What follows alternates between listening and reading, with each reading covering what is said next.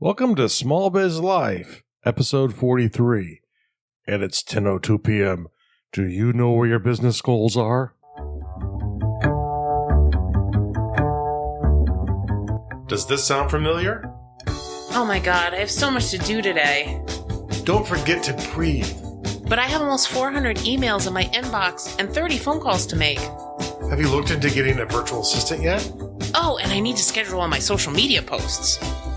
Did you drink anything today? I had coffee. Did you eat today? Did I mention coffee's a bean?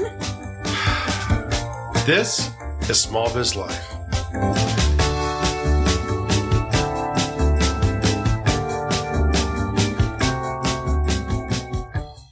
Hey guys, welcome to Small Biz Life. This is episode 43, and we are halfway through the year. I can't believe it. Halfway. Yeah, so in this episode, we're going to talk about reviewing your goals and what you should be looking at. So before we start, if you are a returning listener, welcome back. If you are a new listener, my name's Kristen Ingram. And I'm Jeffrey W. Ingram. And we are husband and wife who are small business owners, and we are helping you along this journey that we call the Small Biz Life. That's right. It's like we're right next to you, weeding that garden, pulling up those problems that get in your way. Excellent. So, if you've listened to us for a while, you know that in January we talked a lot about setting goals, and you can go back and you can check out episodes 14, 15, and 16 that are all about goal setting if you haven't set your goals yet. Because really, it shouldn't just be something that you do at the end of December, the beginning of January.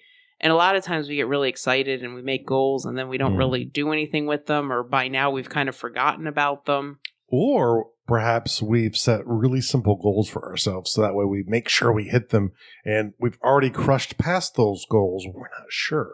Right. So, you know, what we're going to do today is we're going to talk about looking at your goals and kind of doing a self-assessment, right, of your business at this point. Yeah. Okay. So the first thing that I want to be very clear about, let me be clear.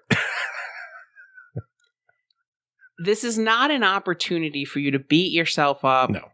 Okay. There's no self-bashing. Okay. That's not allowed. This is an opportunity for us to self-correct, right? And maybe to celebrate some wins. Yeah. Right? You know, I think it's actually really important, one, to celebrate the wins all the time. If you belong to our Facebook group, you know, every Wednesday we push something out there trying to get people to celebrate the little goals. Those are the things that keep moving you forward. Those are very, very important to do. But when it comes to goal setting, especially for like a mid-year checkup, this is not the time to reevaluate your entire strategy for your business going forward into life. This is really something to look at the goals that you've set and to see if you're on path making those goals. And if you're not, what kind of corrections can you make to get there? Exactly. So I want you to find your goals. And hopefully this is something that you're looking at on a regular basis. I use the Spark Planner, and we actually both have one. And I really like it because every week it prompts you to look at your annual goals, your monthly goals, look at last week's goals before writing this week's goals. And that really helps me because it forces me to keep looking at the goals that I set at the beginning of the year. I think the biggest strength for it is the easiest thing to get caught up in is the minutia of the business. It's those weeds that you're trying to pull out of your way, and they can overwhelm you and prevent you from getting to the actual business of your business. If you actually go through your goals at the beginning of the week, as you're setting your plan for that week, it ensures that some of the activities you're doing are pushing your business forward. You should always be pushing the business forward, even when the weeds are popping up really fast. Yeah, so if you're not pulling out your goals when you set your task list for the week, you're going to get caught in that trap. Yeah. Right? And that happens a lot, that as you're going through the week, you're like, oh, I need to do this next week. I need to do that next week. And you're not centering in on the most important things that you set for your business at the beginning of the year. Yeah, that's, I think, one of the good uses of software like Nosby, or if you have a task list software of any kind, keep adding in the task, put them into someday, and then determine when you're reviewing what your goals are, what you need to do the next week. And sometimes there are things that you have to do for, it's the end of a quarter, you have to pay your quarterly taxes or whatever it is. Those you obviously have to plan in, but you're making sure to try and get some action items every week, things that tactically move you forward in your business. Right. So I guess that would be takeaway number one, is that make sure that you're not just filling your task list with busy work, that you're actually going back to your original goals, which is why I like the SMART planner, because it makes me set monthly goals, and then I try to break those down every week. Because the thing you'll find out too is, depending on the goals you have for the year, certain things are like not going to be the same level of importance either. So if you're planning a launch for September, then you're doing bits and pieces to make sure you're ready to get to the launch, but you're not going to work as hard on it until you're at that moment. And that's when you're going to be really busting at it. Exactly. Absolutely. So when you pull out your goals, if you haven't looked at them in a while, the first thing that I want you to do is I want you to look to see, is there anything you've completed? Because we need to celebrate that, right? Celebrate hitting your goals. That's really important. And we forget to do that. Yeah. I think the other thing to look at is to make sure that all of them are measurable. It's much easier to set goals that can't be measured. I want to grow my client list. I want to get more people following me on Twitter or Instagram. But obviously, how do you verify that? Do I have one more than I did? Yay. But what does that really mean? Is that the number you needed to get to help push your revenue forward? Or were the steps that you're taking to lower your cost, did it lower it enough to make a difference? So it's another good time to make sure that they're measurable, not to beat yourself up with if you don't hit that number every time, but to reevaluate what you're doing and saying, A, is my plan good? Because guess what? It's really easy to set bad plans. It's like estimating your time for a project. It's not as easy as you think. Right. So once you've checked off the things that are completed, right, and you spend a little bit of time, do a Snoopy dance. You like that. I want you to look at what's left on the list. And the first thing, Jeff said, make sure that they're measurable. So do that. That's absolutely important. I want you to determine whether or not what's on the list is relevant.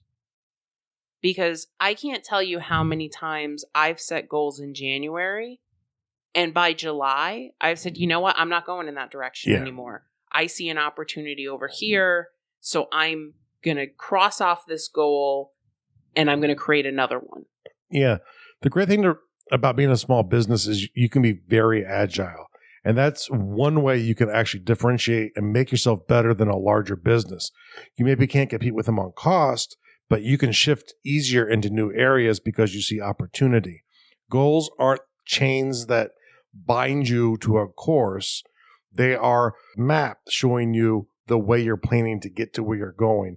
And like on any trip, if the traffic's too heavy on that interstate close to you, it's redirect off, follow a different path, stay on course. Yeah, I really like that analogy, right? Because you don't have to stay on this course if you see other opportunities in the marketplace. So I like that. That's a good analogy. The next thing that I want you to do is I want you to look at your goals. And if you created SMART goals, like we had talked about back at the beginning of the year, you should have dates, right? So you need to look at those dates and say, am I still going to be able to complete this? So if back in January you said that you're going to launch a course in August and you have done none of the legwork for that, maybe you need to change the timing. Yeah, I think one of the mistakes we make is we sort of wait to the last minute, throw together a few things, and we call something a launch. And a launch is premeditated. It's thoughtful. You're trying to make it as easy as possible for people to help you spread the word about what you're doing and or to buy your product. So don't get 60 days out and have nothing ready, because if you're 60 days out for your launch, you should actually be starting to leak information out and trying to build a little bit of preliminary buzz, trying to fill up your launch groups for your reviews or whatever you need to do. 60 days out is really when your launch is starting. There might be a certain day the product launches or the website launches. That's not your launch date. Your launch date's 30 or 60 days before that. Exactly. So I think when we started working on Jeff's first novel, I think that became really apparent. Because what we actually did is we said, this is when we'd like to launch. What are all of the things that need to get done? And we kind of did it in reverse order from the launch date.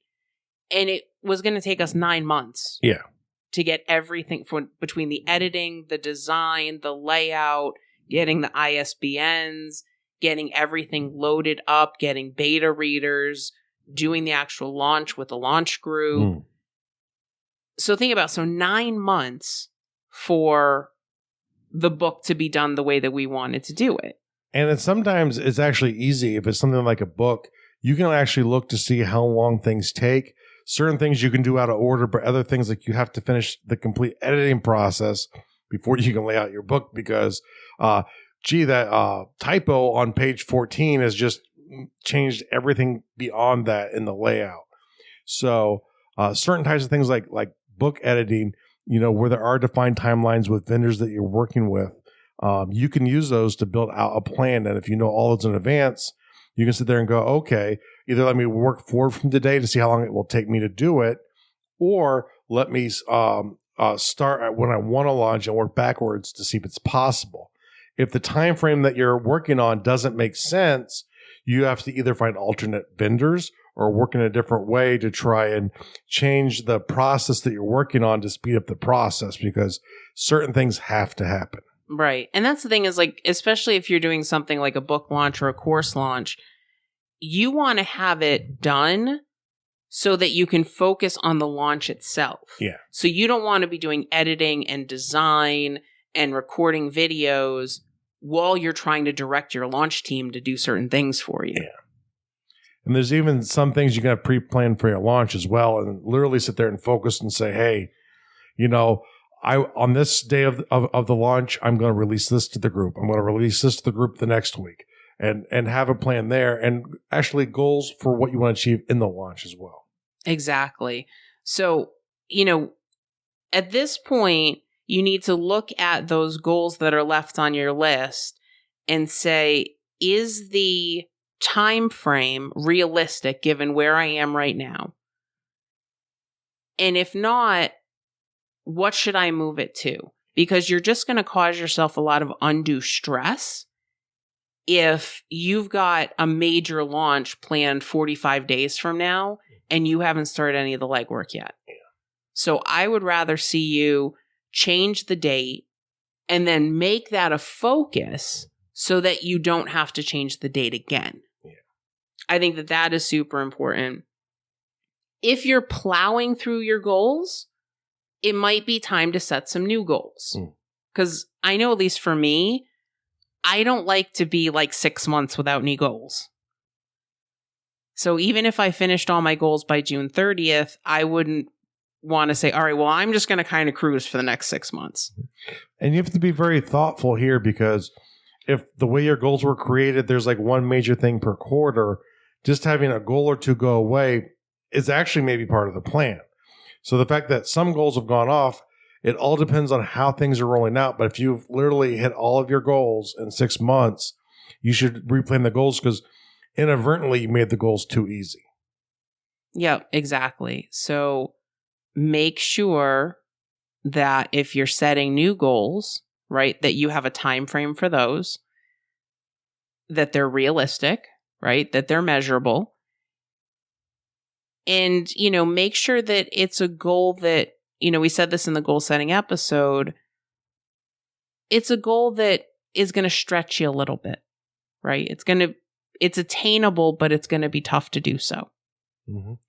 If we were at those two, my favorite thing are stretch goals. So set a realistic goal and then, incentivize yourself if you beat it, by a certain percentage. So if you want to grow your social media presence by 20% by January, say, well, I'm pretty sure I can do that. But you know what? If I do 30%, I'm going to give myself a spa day, or I'm going to make my significant other cook dinner for me again. Well, that's not really. Yeah, that doesn't really do much in our household, does it? Huh? Yeah. Okay. So what if you haven't really made any progress?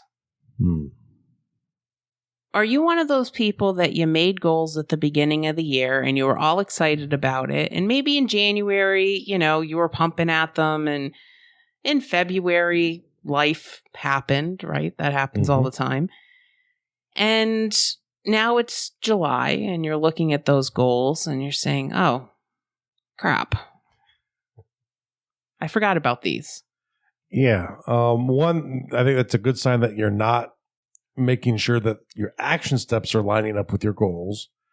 And two, question yourself. And this is where you need self-awareness as a small business owner, because you don't have a boss to yell at you and tell you why you're not doing what you're doing.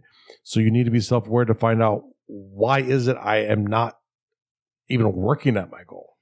And let me just say this. This happens to everyone. You are not alone. Lots of people make goals and then they forget about them or they put them away. It's interesting. I know people who work for gyms and they regularly say, January is really busy, right? And then February, things start to die out. And then by March, it's like the hardcore people that have, are there all 12 months of the year. This happens to lots of people.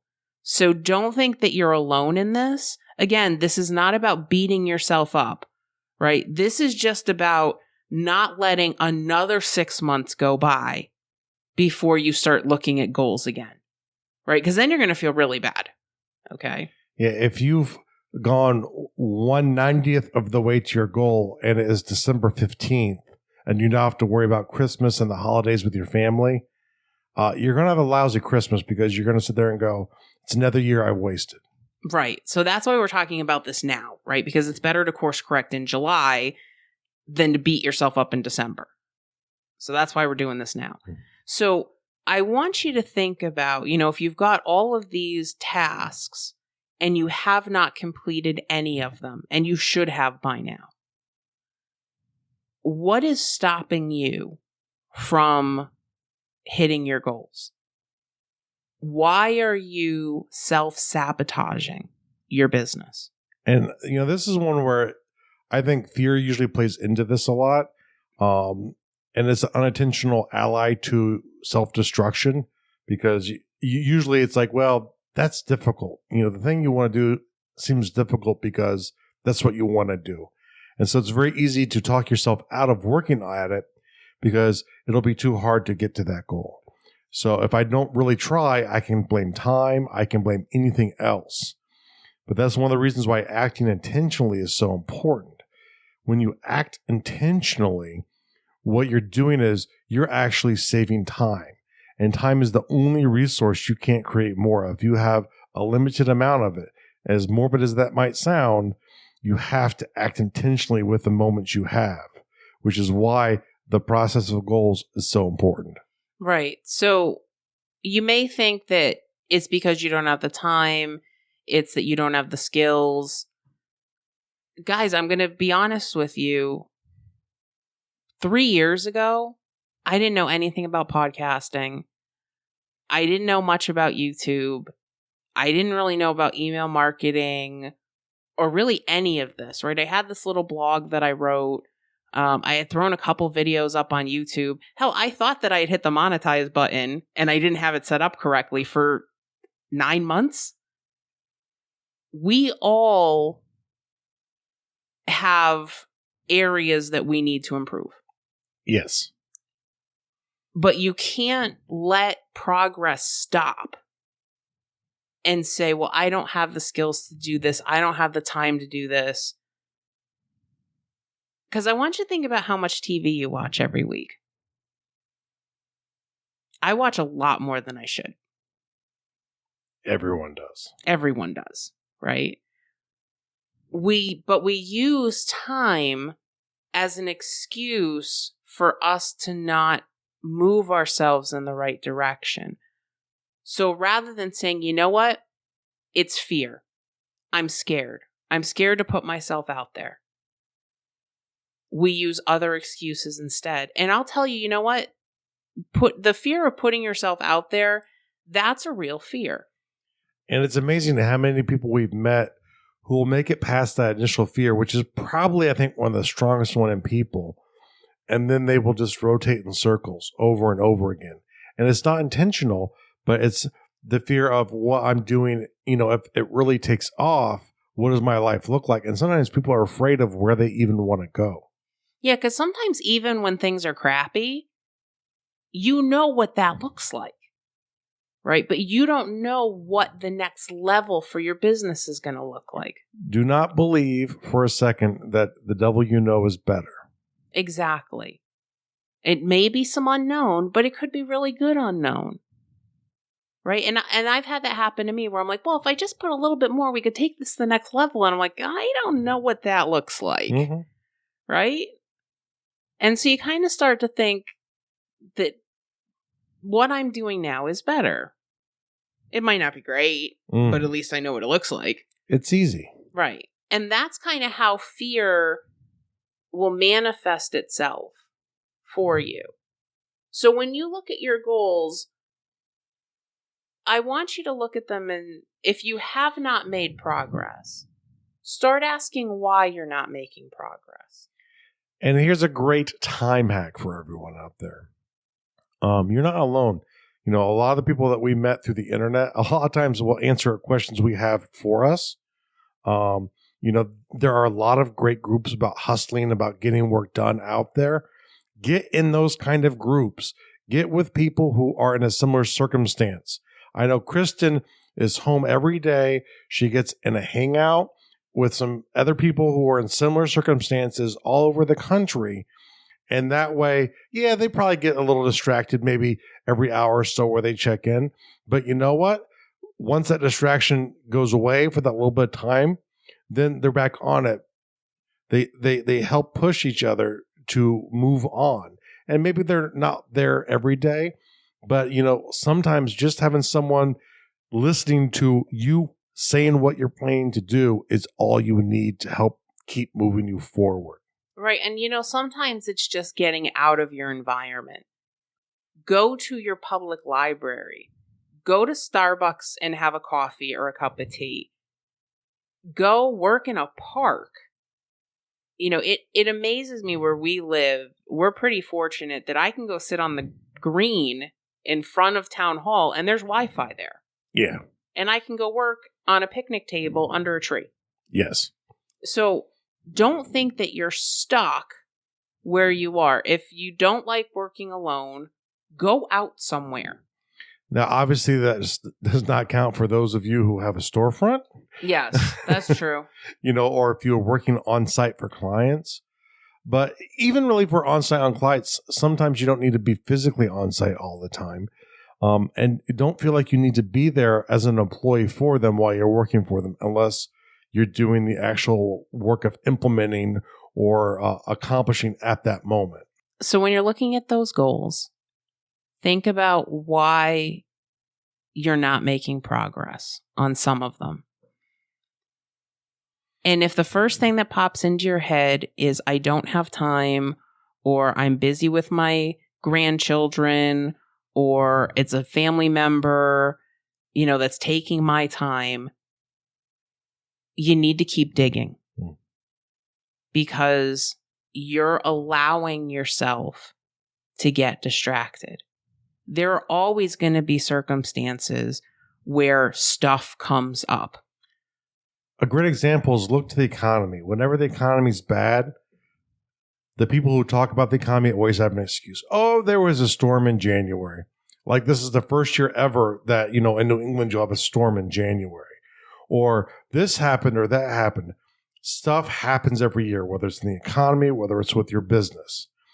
You know, we make up stories about certain events to try and play off failures in what's happening, when really the focus needs to be on how we move forward to get out of the malaise that we're in.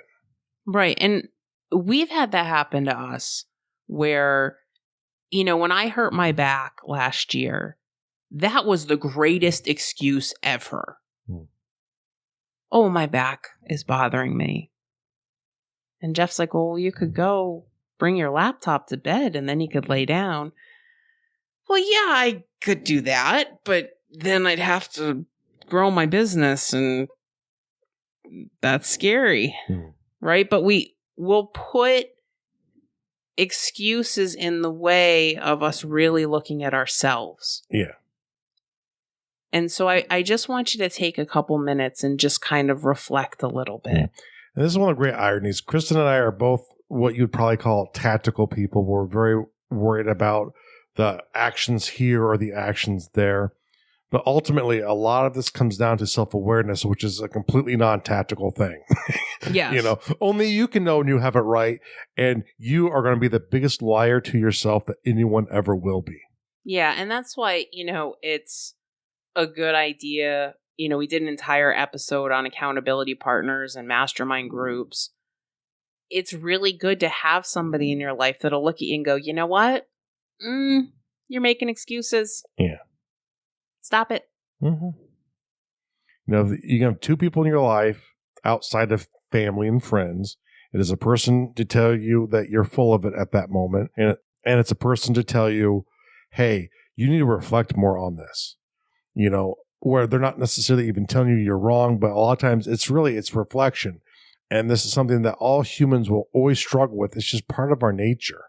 Yeah, you really need a cheerleader and a realist. Yeah. Right? And if you can find, if you find that in one person, that's awesome. But you may need two people for that. Probably. Probably. And that's where mastermind groups are really good, right? Because usually there is a cheerleader and a realist in the group, to help push you along. So sometime this week, I'd like you to look at your goals. Okay.